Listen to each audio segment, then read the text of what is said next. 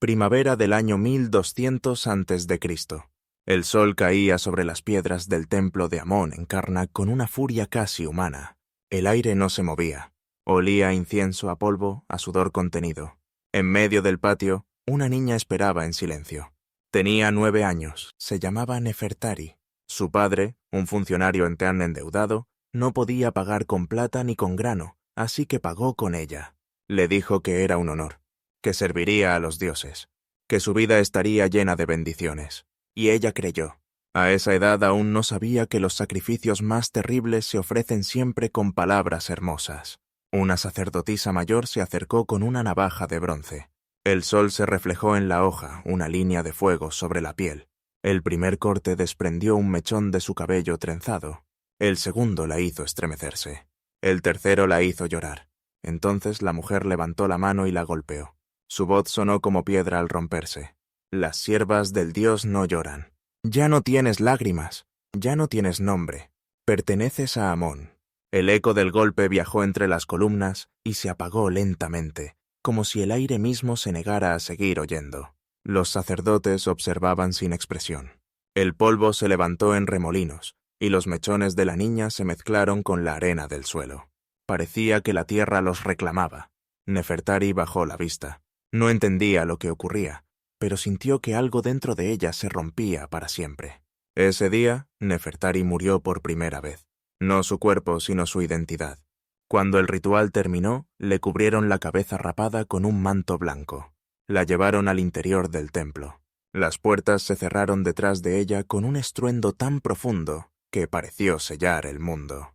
Nunca volvería a Saratasare, nunca volvería a escuchar su nombre, pero no estaba sola. Miles de niñas como ella fueron entregadas a los templos de Egipto. Pagos, ofrendas, promesas disfrazadas de fe.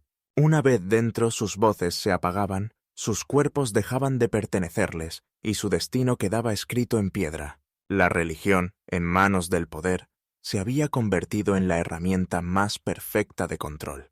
Los templos aún se alzan hermosos y dorados bajo el sol. Pero detrás de cada jeroglífico hay un silencio que grita. Las lágrimas de aquellas niñas no están en los textos, están en la piedra. Si uno guarda silencio y escucha, puede oírlo. Es el eco de una niña que intenta recordar su nombre, que antes de que se lo arrebaten. Es el sonido de una puerta que se cierra y nunca vuelve a abrirse, porque nada sagrado puede construirse sobre el dolor de los inocentes. Cuando pensamos en las sacerdotisas del antiguo Egipto, la imaginación pinta un cuadro sereno. Mujeres envueltas en lino blanco, caminando con gracia entre columnas doradas. Sus rostros reflejan devoción, sus manos ofrecen flores de loto, y una música suave llena el aire, como si cada nota fuera una plegaria al dios Amón. Durante siglos esa imagen ha sobrevivido en pinturas, en películas, en los libros de historia. Nos la enseñaron como símbolo de pureza, de fe, de conexión con lo divino. Pero la belleza también puede ser una máscara, y esa imagen tan perfecta, tan cómoda, fue construida con el mismo propósito que los muros del templo: ocultar la verdad. Los sacerdotes que escribieron los himnos también escribieron las mentiras. Moldearon el lenguaje sagrado como quien moldea una máscara de oro sobre un rostro que no quiere ser visto. Las palabras que hoy nos parecen sublimes, pureza, consagración, servicio, fueron en su origen herramientas de control. Y lo más perturbador es que funcionaron. Cada estatua de una sacerdotisa con los brazos alzados, cada relieve en el que una mujer ofrece incienso al dios, formaba parte de una campaña de propaganda. Un espectáculo cuidadosamente diseñado para glorificar al templo y silenciar a quienes sufrían dentro de sus muros. El Egipto que admiramos por su arte y su sabiduría también fue un imperio obsesionado con el orden, con la jerarquía, con la obediencia. En ese sistema, incluso la espiritualidad se convirtió en una cadena. Detrás de cada ritual había una maquinaria que necesitaba cuerpos dóciles, manos obedientes y almas dispuestas a desaparecer. A esas mujeres se les llamó Net, Shamayat, Datet, Enret, nombres hermosos, resonantes, casi poéticos, pero detrás de ellos no había libertad ni vocación. Había obediencia impuesta. Ser sirvienta del dios no era una elección, era una condena vitalicia. Cada título era una fórmula para borrar el nombre real de una mujer y reemplazarlo por una función. Convertía a una persona en un instrumento del culto, en una extensión de la voluntad de los sacerdotes. El mito moderno, el de las sacerdotisas como guardianas de la pureza, no nació del pueblo, sino del poder. Fue el resultado de una manipulación tan eficaz que sobrevivió más de 3000 años. Incluso hoy, cuando visitamos los templos y leemos las inscripciones, seguimos repitiendo las palabras que ellos grabaron en piedra. Decimos, las esposas del dios, las puras, las manos de la diosa. Pero no nos detenemos a pensar en lo que esas palabras significaban para las mujeres que las llevaron grabadas en su piel, porque ser pura no era un privilegio, era una prisión. Ser esposa del dios no era un honor, era una forma elegante de esclavitud ritual. Las paredes cubiertas de jeroglíficos no eran un homenaje a su devoción, sino el velo que ocultaba su dolor. La mentira sagrada funcionó porque hablaba el idioma de la belleza, porque envolvía el sufrimiento en horas, porque llamaba santidad a la obediencia. Los mismos hombres que construyeron los templos diseñaron las palabras que los harían intocables. Y así, durante siglos, nadie se atrevió a preguntar qué ocurría realmente detrás de esas columnas perfectas. Pero el tiempo, lento y obstinado, siempre deja grietas. Hoy, entre las piedras agrietadas por el sol, es posible oír otro tipo de eco. Un eco que no viene de los himnos, sino del silencio. El silencio de miles de mujeres sin nombre. Y si uno escucha con atención, ese silencio todavía dice lo mismo. Existí. El templo de Amón no solo era un santuario, era un banco.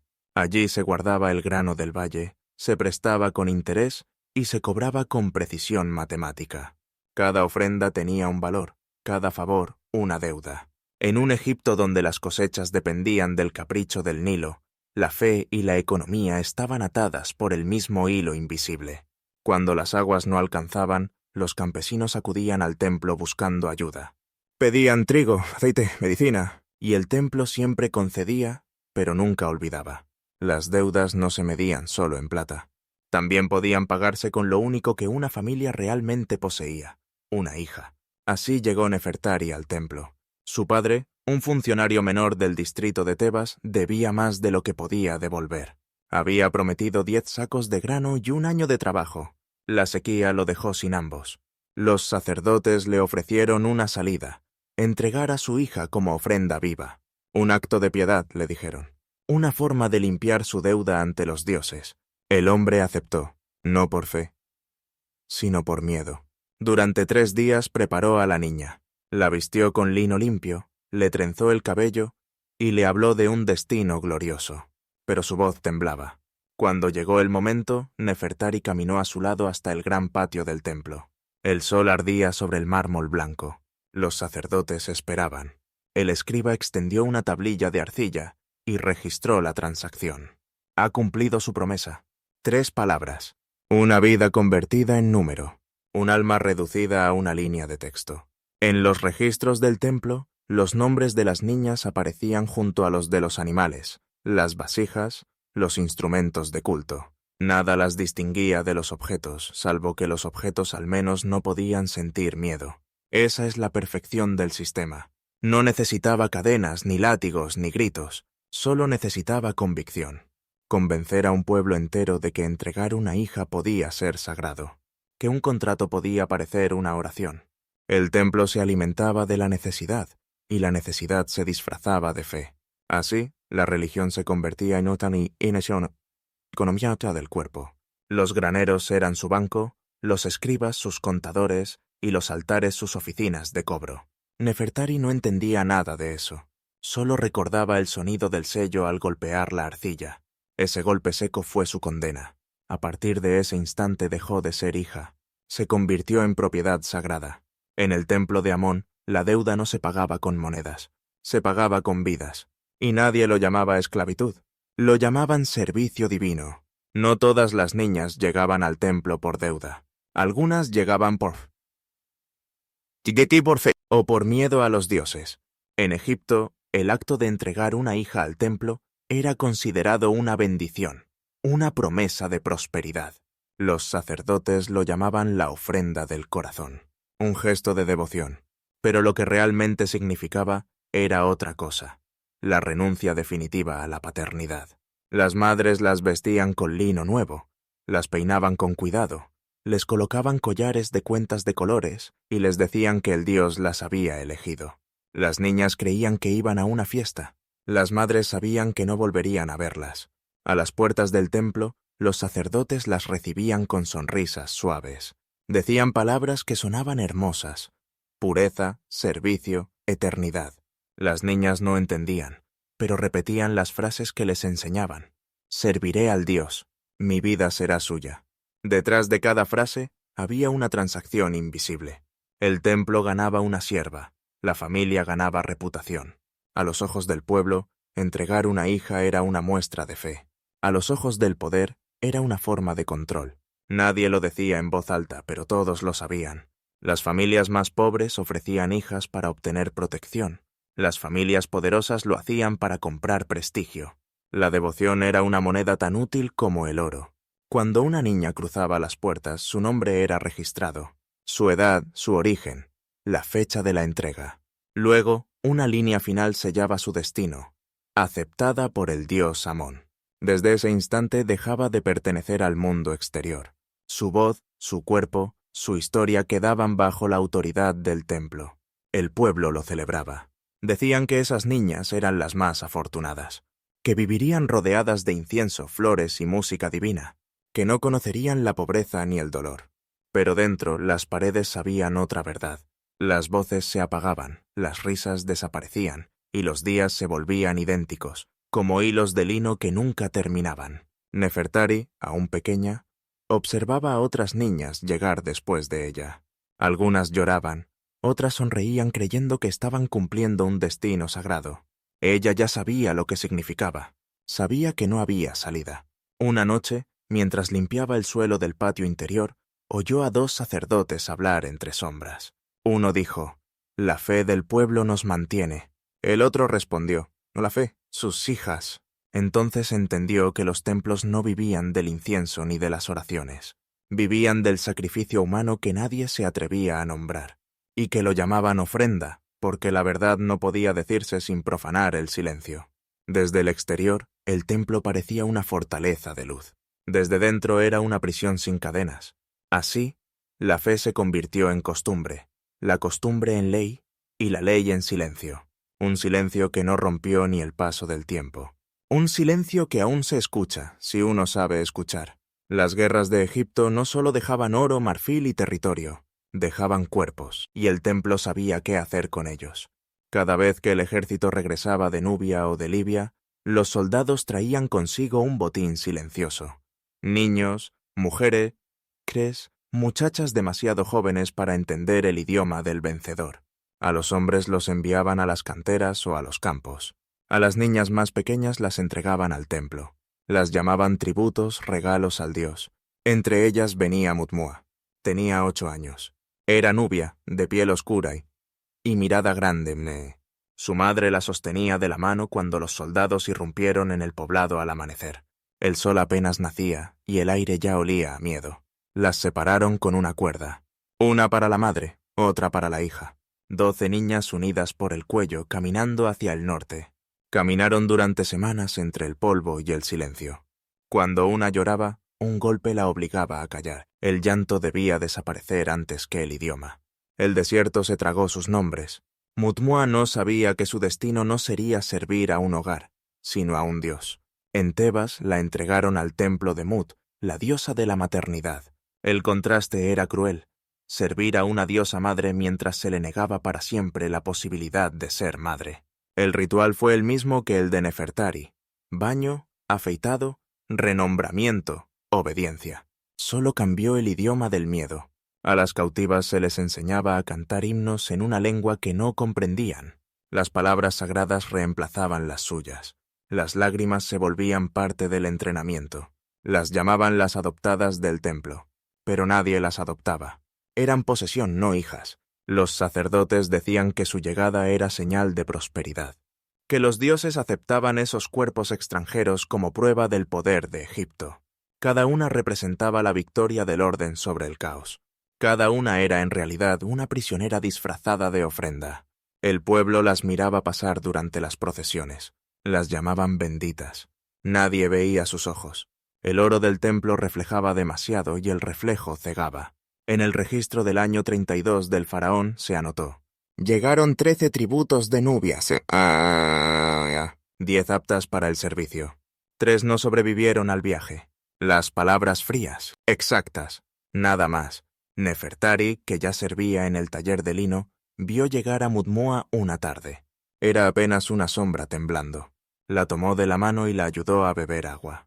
Mutmua no hablaba, pero su mirada decía algo que Nefertari reconoció: la certeza de no volver a ser libre. Con el tiempo, aprendieron a trabajar lado a lado. No compartían idioma, solo gestos. Cuando una miraba al cielo, la otra entendía. Era el único lugar donde nadie las vigilaba. Los templos se llenaron de niñas como ellas, traídas por guerras que los sacerdotes bendecían desde sus altares. Cada conquista significaba más tributos, más manos, más silencio. Así, los templos crecían con cada victoria, y los dioses se volvían más poderosos mientras los cuerpos se acumulaban bajo el peso de la obediencia. El sistema era perfecto. La deuda traía unas, la fe traía otras, y la guerra completaba el resto. El templo no distinguía entre amor, miseria o conquista. Solo veía utilidad. A los ojos del poder todas eran iguales. Niñas, madres, cautivas, creyentes. Todas destinadas a servir en nombre del mismo Dios. Y mientras las columnas se alzaban más alto, los cimientos del templo se hundían sobre miles de nombres borrados. Los mismos que aún susurran entre las piedras, cuando el viento del desierto sopla sobre Karnak. El día del rito comenzó antes del amanecer. El aire olía a sal y piedra húmeda. Nefertari fue llevada al patio interior, el mismo donde había sido entregada años atrás. El sol apenas asomaba, y los sacerdotes ya esperaban junto al estanque sagrado. Las paredes, cubiertas de jeroglíficos, hablaban de pureza, de renacimiento, de ofrendas al dios. Pero lo que iba a ocurrir allí no tenía nada de sagrado. Le dijeron que debía bañarse para limpiarse de las impurezas del mundo profano.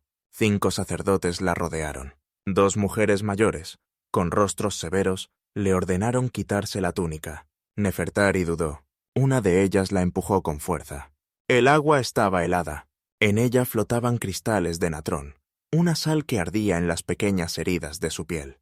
Uno de los sacerdotes se acercó con un cuenco de bronce y comenzó a verter el líquido sobre su cabeza mientras murmuraba oraciones. Cada palabra era una orden, cada gesto una invasión. Sus manos se movían sobre el cuerpo de la niña con la excusa de la pureza. La examinaban, la tocaban, la juzgaban. Cuando Nefertari intentó cubrirse, un golpe seco en el brazo le enseñó lo que el templo esperaba de ella: obediencia. Aquel baño no era un rito de limpieza, era una inspección, una toma de posesión. Cuando salió del agua temblaba, no solo por el frío, temblaba por la certeza de que su cuerpo ya no le pertenecía. La siguiente ceremonia fue el afeitado. En una sala iluminada por antorchas, Nefertari fue sentada sobre un banco de piedra. Una sacerdotisa tomó una navaja de bronce y comenzó a deslizarla lentamente sobre su cabeza.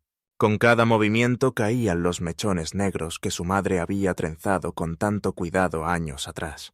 El sonido del metal sobre la piel era seco, implacable. Algunos decían que ese acto representaba el abandono de la vanidad, pero lo que realmente representaba era el borrado de la feminidad, la desaparición de cualquier rasgo que la distinguiera como individuo.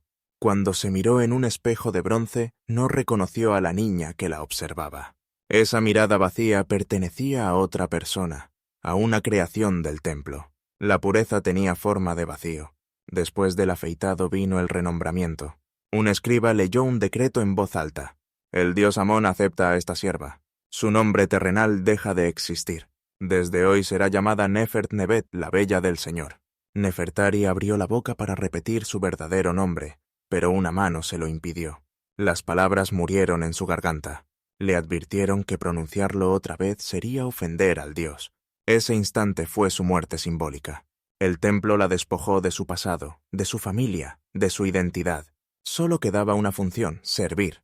Días después, la vistieron con lino blanco y adornos dorados. Le dijeron que había sido elegida para unirse al dios en matrimonio.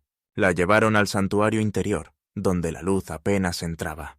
El aire era espeso, saturado de incienso. En el centro, una estatua de Amón miraba hacia el vacío. Un sacerdote cubierto con una máscara de oro habló con voz grave. El dios la toma como esposa. Ella promete fidelidad eterna. Le colocaron un anillo en el dedo y le ordenaron repetir las palabras. Entrego mi cuerpo al dios. Mi vida le pertenece. No tengo otro nombre. Nefertari obedeció. No entendía el sintelketo, pero comprendía la consecuencia. No habría retorno. Aquel matrimonio no la elevaba al cielo. La encerraba en piedra. Cuando la ceremonia terminó, la niña que había llegado 3 días antes ya no existía. Había sido bañada, afeitada, renombrada y desposada con una divinidad que nunca vería. Todo lo que la definía, su cuerpo, su voz, su historia, había sido entregado. Los sacerdotes lo llamaban purificación. Pero lo que realmente ocurrió aquel día fue una ejecución invisible. La ejecución del alma. Desde ese momento Nefertari dejó de ser hija de su padre. Pasó a ser propiedad del templo. Y el silencio, su nuevo idioma. Cuando Nefertari despertó en su primera mañana como sierva del templo, no supo si era de día o de noche. La luz entraba apenas por una abertura alta, un hilo pálido sobre la piedra. El aire olía a lino húmedo y a cuerpos dormidos. Decenas de mujeres reposaban en el suelo, alineadas sobre esteras de palma, separadas por un brazo de distancia. No había cortinas, ni mantas, ni murmullos. Solo el sonido leve de la respiración colectiva. Cada movimiento debía hacerse en silencio. Incluso el roce del tejido contra la piel parecía demasiado alto. Vivir en el templo era aprender a desaparecer sin morir. El amanecer no era promesa, era orden. Cuando sonaba la campana de piedra, todas debían levantarse, lavarse con agua fría, colocarse las túnicas de lino. Nadie podía mirarse en el espejo de bronce sin permiso. La vanidad era considerada impureza. En fila, caminaban hacia sus tareas, algunas a las cocinas, otras a las salas de ofrendas. Nefertari fue asignada al taller de lino. El lugar era amplio, pero el techo bajo hacía que el aire resultara pesado. Decenas de mujeres sentadas frente a los telares movían los brazos en un ritmo constante. El sonido del hilo tensándose marcaba el paso del tiempo mejor que cualquier reloj solar. Un día, otro y otro, todos idénticos. No se hablaba. Solo el roce del lino, los pasos de la supervisora, a veces un suspiro. Las más jóvenes aprendían observando. Las mayores repetían los movimientos de memoria, como si cada gesto se hubiera grabado en los músculos. A mediodía comían pan, cebolla y agua tibia, en silencio. Si alguien dejaba caer un trozo de pan, debía recogerlo y besarlo. Todo lo que pertenecía al templo era sagrado, incluso el hambre. Por la tarde comenzaban los cantos. Las shamayat, las músicas del dios, se alineaban frente a los altares. Tocaban címbalos y cistros. El sonido era agudo, metálico, casi insoportable. Pero nadie mostraba dolor. Los himnos no eran plegarias personales. Eran repeticiones exactas, aprendidas de memoria, sin emoción. El eco rebotaba entre las columnas como si los muros mismos respondieran. Era una música hueca, sin alma. Con el tiempo, Nefertari aprendió a moverse sin ruido, a respirar sin llamar la atención, a pensar sin que su rostro la delatara. Creía haber aprendido todas las reglas del silencio, hasta que escuchó su nombre. Fue un susurro. Apenas oí Takayat. Una joven de ojos claros y sonrisa tímida se inclinó junto a ella en el taller. Habían llegado con pocos años de diferencia. A veces, cuando la supervisora se alejaba, Takayat murmuraba: «Anoche soñé con el río». Era una confesión inocente. Un intento de recordar que aún existía un mundo más allá de esas paredes. Pero un día, el azar fue cruel. Mientras susurraba, la sombra del látigo se proyectó sobre el telar. La supervisora estaba detrás. Un golpe. El sonido del cuero contra la piel. Takayat cayó hacia adelante, la frente ensangrentada. El silencio se volvió más pesado que nunca. Nadie la ayudó. Nadie se atrevió. Esa era la lección. No bastaba con callar la voz. Había que callar la compasión. Durante 3 días, Takayat desapareció. Cuando volvió, caminaba despacio, con la mirada vacía. No volvió a hablar. ni siquiera cuando Nefertari le ofreció un pedazo de pan. El templo había logrado lo que quería, quebrar no solo el cuerpo, sino el deseo de comunicación, porque la palabra era peligrosa. Podía despertar recuerdos, y los recuerdos eran la primera forma de rebelión. Nefertari comprendió que en aquel lugar no se castigaba el ruido, se castigaba la humanidad. Todo estaba diseñado para borrar la identidad, para disolver el yo en un coro de obediencia muda. Dormir, trabajar, cantar, respirar, todo era servir. Incluso el silencio tenía propósito. El sonido del telar tensándose era más fuerte que un grito. Cada respiración, un recordatorio de que seguían vivas solo porque al templo le convenía. El silencio no era paz, era control. El 5.º año dentro del templo, Nefertari ya sabía obedecer sin pensar. Sabía hilar el lino con los ojos bajos. Sabía callar incluso cuando el dolor le ardía en las manos. Creía que nada podría sorprenderla, hasta que escuchó su nombre en boca del sumo sacerdote. «Ha sido elegida», dijeron. Elegida para servir al Dios en la unión sagrada. Nadie explicó qué significaba eso. Las demás mujeres la miraron en silencio. Algunas bajaron la vista, otras cerraron los ojos como si rezaran por ella. La palabra elección sonaba a honor, pero en sus miradas había miedo. Los sacerdotes afirmaban que durante ciertos festivales, el dios descendía a la tierra para unirse con su consorte humana.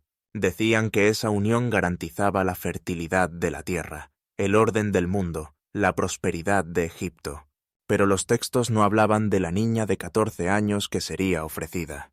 No decían que el dios era un hombre con máscara, ni que el temor sustituía a la fe. Durante 3 días Nefertari fue aislada. No podía hablar ni mirar a nadie. Le dieron frutas, pan blando y agua dulce. Le lavaron el cuerpo con aceites aromáticos. Le colocaron una túnica de lino tan delgada que parecía hecha de luz. Le dijeron que debía purificarse para recibir la presencia del dios, pero su corazón solo conocía el miedo. En la noche del ritual, la llevaron al santuario más profundo. El pasillo olía a incienso y resina ardiente. Las antorchas lanzaban sombras que parecían moverse con vida propia. El sonido de los tambores marcaba un ritmo lento, como el de un corazón gigante bajo la piedra. Al fondo, el sumo sacerdote la esperaba cubierto con una máscara de oro y lápiz lázuli. A su alrededor, otros hombres recitaban himnos en una lengua que Nefertari no entendía. Le ordenaron arrodillarse. Le dijeron que no tuviera miedo, que el dios la bendecía. El humo llenó el aire. El metal de los címbalos resonó como una espada. Nefertari cerró los ojos. Sintió que el suelo se movía, que las paredes respiraban. Quiso levantarse, huir, pero 2 manos firmes la retuvieron. Una voz profunda pronunció las palabras que sellarían su destino. «Resiste, sierva del dios. Quien se opone, maldice a Egipto». No entendía el idioma, pero entendía la amenaza. El miedo la inmovilizó. Su respiración se volvió un hilo de aire entre los cánticos. Las voces se mezclaron con el sonido del tambor hasta confundirse con su propio pulso. El aceite ardió en las lámparas toda la noche, y el eco de los pasos se mezcló con los rezos hasta que el silencio regresó. Cuando Nefertari volvió a su habitación, el cielo ya clareaba. Sus pies dejaban huellas de aceite sobre la piedra. Las otras mujeres la esperaban. Nadie habló. Nadie la miró. Solo una de ellas le ofreció un cuenco con agua. Nefertari lo tomó con las manos temblorosas, pero no bebió. Miró su reflejo y vio a una extraña. Entonces comprendió lo que todas sabían, que la pureza era una palabra inventada por quienes nunca tendrían que ser puros. A esa noche la llamaron la unión sagrada. Pero nada sagrado ocurrió en aquel lugar. El dios no descendió del cielo. Solo los hombres, disfrazados de divinidad, reclamaron lo que creían suyo. La ceremonia terminó, pero su silencio duró toda la vida, porque algunas heridas no dejan marcas en la piel, sino en la memoria. Y la memoria, cuando se niega a morir, se convierte en resistencia.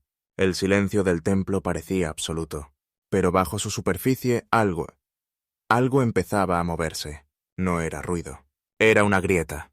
Las mujeres más viejas lo sintieron primero. Después de cada ritual, algunas lloraban en secreto, otras dejaban de comer. A veces se quedaban mirando el vacío, como si escucharan una voz que ya no estaba. Y de esas miradas nació la rebeldía más peligrosa, la memoria. El templo tenía un modo preciso de corregir la desobediencia. A las que hablaban demasiado, las hacían ayunar semanas enteras. Solo un poco de pan, agua turbia y rezos hasta perder la voz. A las que lloraban, las golpeaban con varas de palma para expulsar la debilidad. Y a las que intentaban escapar, las encerraban en celdas sin luz, donde solo se oía el goteo constante del agua, un sonido que perforaba la mente hasta hacerla obediente. Pero un día alguien rompió el orden. Su nombre era Hanut Majite. Tenía más de 20 años y había sobrevivido a todo, a los ritos, a los castigos, a la maternidad negada.